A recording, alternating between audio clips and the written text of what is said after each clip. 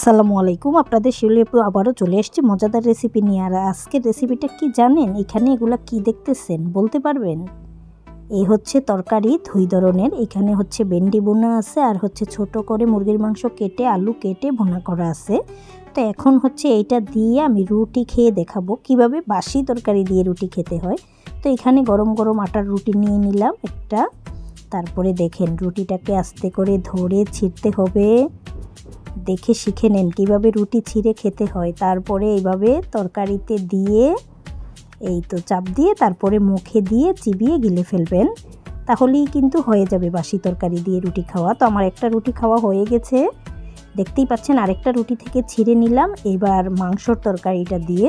তো দেখেন এইখানে এই যে গরম গরম রুটি বেজে নিলাম, তো বাচ্চারা সহ খেতেছে। আর গরম গরম রুটি দিয়ে তরকারি বেশি একটা খাওয়া হয় না, তারপর আজকে মন চাইলো তাই খাচ্ছি আর কি।